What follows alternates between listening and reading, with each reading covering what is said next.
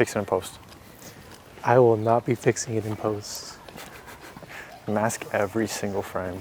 Max every single tree out. Replace it with a beach. With a beach? Generative AI. It's the future, man. Hey, so we're at O'ahu Ridge. We wanted to incorporate something a little more interesting with this podcast since we have a photographer here. We're going to go on a photo walk to get some images in this location, the O'ahu Ridge, and talk about whatever we need to talk about through this kind of activity that we're going to do just to keep you guys more interested, and you can take a behind the scenes look at what does this photographer do, like what do we do, and let's go.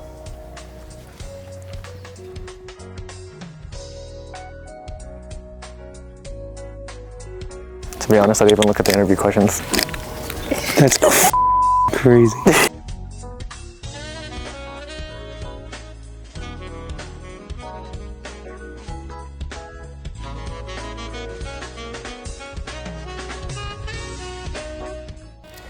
Hey everyone, this is Kainoa from the Kaeha podcast, and here we have a special guest. I am Kaiehu Helelā, and I am one of the photographers for Kaeha. Yeah, and for the viewers who may not know, since I know him, since I work with him, can you please introduce yourself, maybe where you're from and what your program is? So I'm from Mililani. My program is digital media. This is my second semester at Leeward and my second semester working for Kaeha. Nice, this guy makes killer work, bruh. Actually, first, before we get into anything else, I would like to do this for the other interviews, but I didn't get to do it before. We'll do it now. We're just gonna take a look at some sample work from the artist, and that will play right now.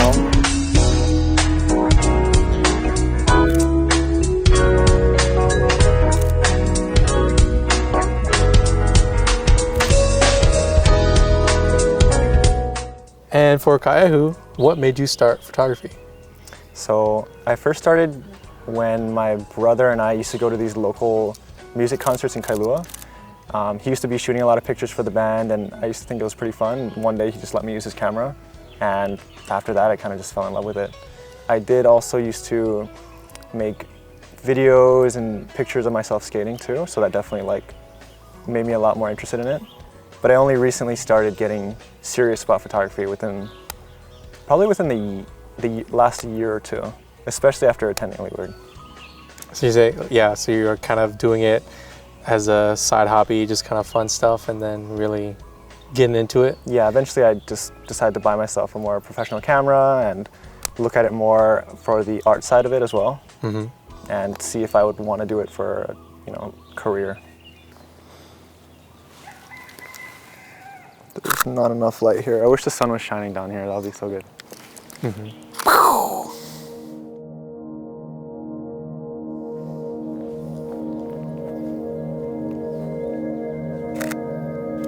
Yeah, so in this gigantic forest of all the same trees, there's this one beautiful, different one. And it's a crazy composition from right here. Got some nice in the foreground.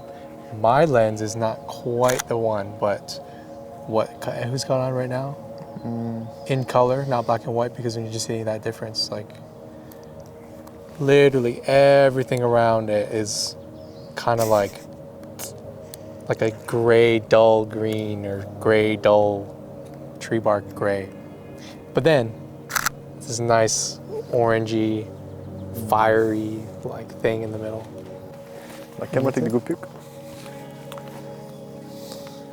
Follow the light.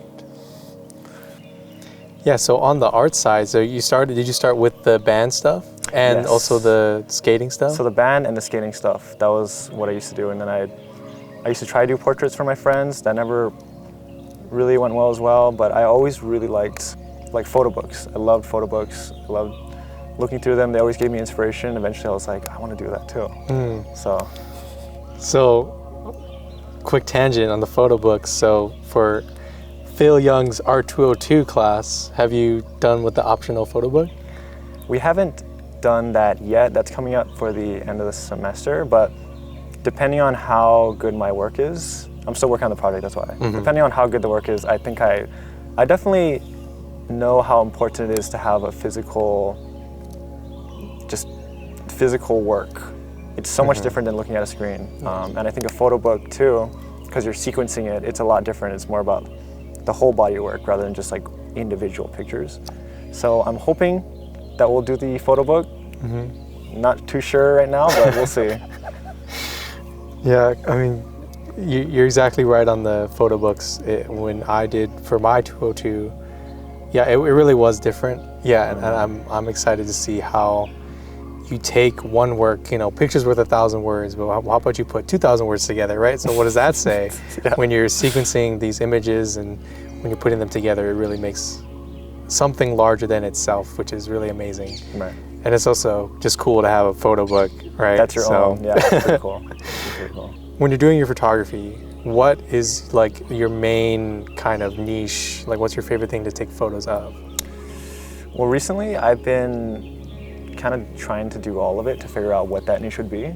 I wouldn't say there's something specifically that I can do right now, but my dream has always been to be a fashion photographer, like a high fashion photographer. I've always been super interested because I feel like it blends commercial photography and also the art side as well.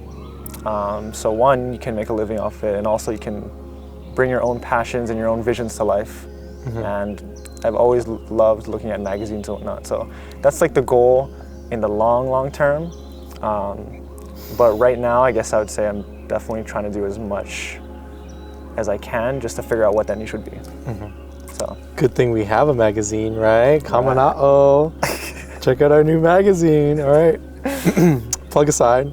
Yeah, I mean, that sounds really fun. I think in terms of fashion, it's kind of, well, I like to do portraits, but it's not necessarily like showing off the fashion, it's showing off the person. yeah, So I think it is really interesting when you're changing like what you may know about taking portraits and telling a story about a person. You're also telling a story of the fashion, like who the designer was, you know, what is their message when they're trying to put it together, because there are some things that go into that, especially when it's traditional traditional means of making clothing, and it's just really interesting. And and also just like with fashion photography as well, I would love to do studio work, but also editorial work, like where it involves like a story or the background, or it involves places as well. So it's the most important thing is obviously the clothes and the story, but also having that extra, just I guess, meat to it too is really interesting to me. So yeah, you've been shooting for about 2 years, but really 1 year seriously. So in that time, what would you say is your main kind of lesson and maybe a regret from your experience so far in terms of photography? I think the biggest lesson I've learned is that you can't just jump to the finish line. I used to think, and I still kind of think it sometimes, that I just already want to be good at something. I already want to be at a level where I, don't have to put in too much work. Like, I want to already be good so I can show people that, that I have good work. But the biggest thing that I've been learning is that you have to go through the process, and you have to appreciate the process. You can't just skip it. You have to be okay with failing. Failure is a really important part of growing, because if you never fail, then how are you going to know what not to do next time? How are you going to know what mistakes not to make? So it's been really important understanding that I do need to go through a process. I do need to put in work and make that experience happen, because if I'm too afraid to fail that I don't do anything at all, then what's the point? I think my biggest regret would be that in the past, and even now still, a lot of times I won't go out to shoot because I'm like, oh, I don't think I'm going to get anything good, or I don't know what's the point if I'm not going to be satisfied. But it's better to go out and shoot something rather than not go out and you get nothing, because then you won't grow at all. Right. And that's definitely stunted my progress, and it's definitely a mistake I feel like a lot of beginners do too. But the biggest thing is you just got to keep shooting, keep going out. Yeah, I mean, I think that's pretty universal. In terms of jumping to the start, we all have Instagram or Facebook or whatever. We see what the other photographers are doing, and you're like, damn, that's so good, I want to do that. And then you try, or you think you want to try, and you're like, oh, I didn't quite get what I want. Right? Yeah, a lot of times I forget that these photographers, a lot of them have been doing it for years or even decades. So it doesn't make sense to compare. It's good to compare yourself healthily, like in a healthy way, but comparing yourself to others too much will just stunt your growth so much. Right. So. It's a very delicate balance between looking for inspiration versus looking for something that can demotivate, or demotivating yourself because you're not there. Yeah. But then, you're not there yet, right? Exactly. Yet, because, it takes time. I mean, you might get lucky, but it's not like the same thing, right? And definitely when you're starting photography, I'm still horrible with not going out and be like, ooh, I want to get this crazy shot of a cat today. Let me go and go to this spot where I know there's cats, and then I'm like, they're not out or something, or I don't know.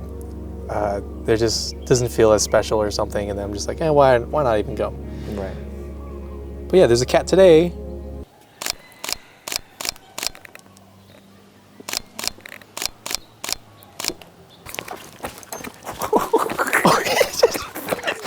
So if I didn't come out, I would have got that cat today, and I jumped in the trash can, right? Wait, did he fall inside?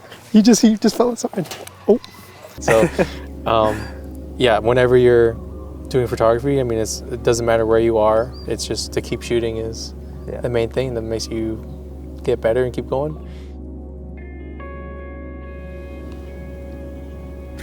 This moss has some really good texture on it.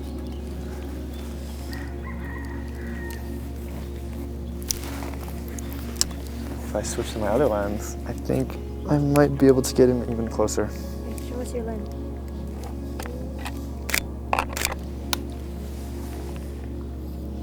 Quick swap.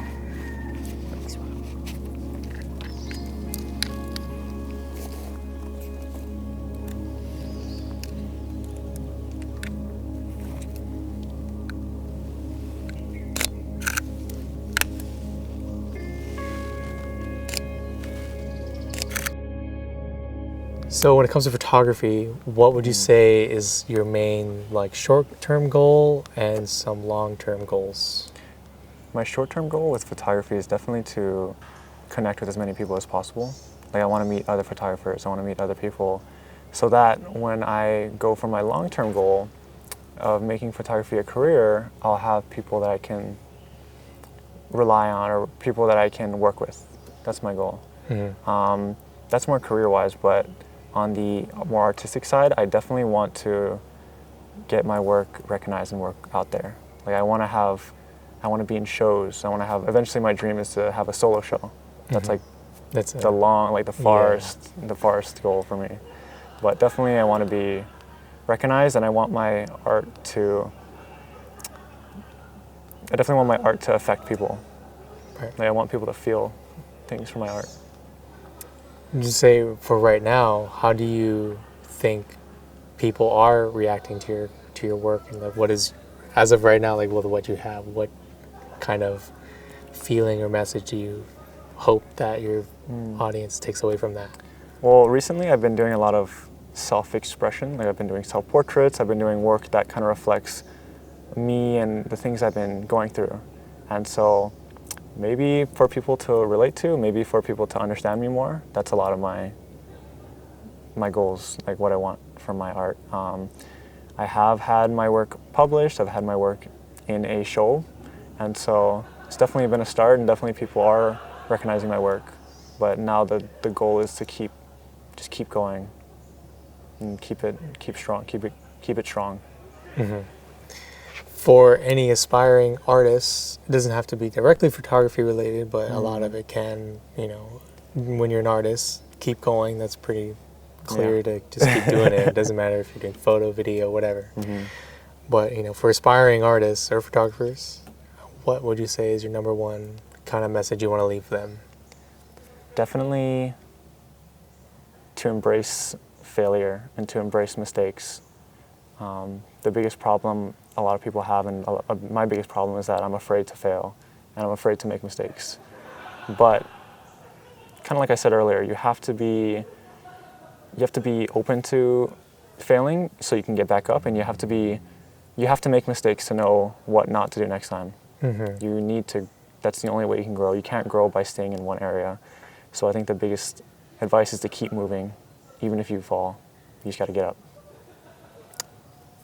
Very nicely said.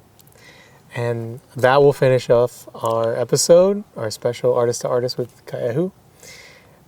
If you're an artist, embrace failure. You know, it's pretty simple, you know. Well, we want to say that, but when it happens to us, it's not as simple. Easier said than done. Yeah. But thank you all for listening and staying with us. We'll see you in the next one.